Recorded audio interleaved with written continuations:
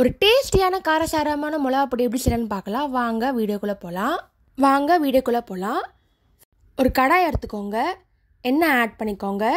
இப்போ நம்ம பருப்புலாம் போட்டு ஃப்ரை பண்ண போகிறோம். ஃபஸ்ட்டு கடலை பருப்பு எடுத்துக்கோங்க, நல்லா மிக்ஸ் பண்ணிக்கோங்க, கலர் சேஞ்ச் ஆகணும்.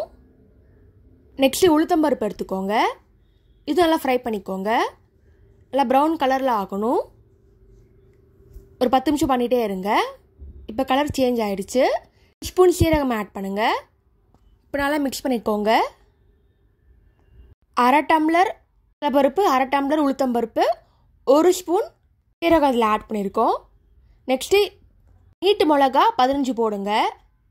குண்டு மிளகாவாக இருந்தால் கம்மியாக போடுங்க, காரத்துக்கு ஏற்ற மாதிரி. நெக்ஸ்ட்டு பூண்டு எடுத்துக்கலாம்.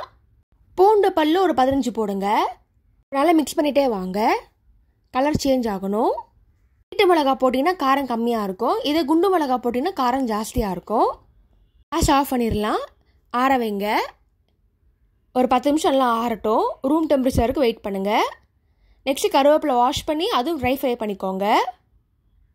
ஒரு கைப்பிடி அளவு போட்டிருக்கேன். இந்த மாதிரி மிக்ஸ் பண்ணிகிட்டே வாங்க. இப்போ எடுத்துடலாம்.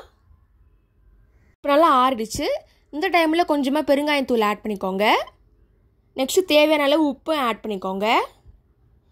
இப்போ எல்லாம் சேர்த்து மிக்சியில் அரைக்க போகிறோம். நல்லா நைஸாக அரைச்சிக்கோங்க. இந்த மாதிரி நீங்கள் மிளகா பொடி செஞ்சிங்கன்னா 1 மாதம் வரைக்கும் தாங்கும். நல்லா நைஸாக அரைச்சிக்கோங்க. மிளகா பொடியில் நல்லெண்ணெய் ஆட் பண்ணி சாப்பிட்டிங்கன்னா எத்தனை இட்லி தோசை சாப்பிட்டு உங்களுக்கே தெரியாது, அவ்வளோ டேஸ்ட் செம்மையாக இருக்கும். நல்லா மிக்சியில் போட்டு அரைச்சிக்கலாம். இந்த மாதிரி கலர் வரும். அவ்வளவே தாங்க, ஒரு சூப்பரான இட்லி மிளகா பொடி ரெடி ஆகிடுச்சு. நீங்களும் ட்ரை பண்ணி பார்த்துட்டு எப்படி இருக்குன்னு சொல்லுங்கள்.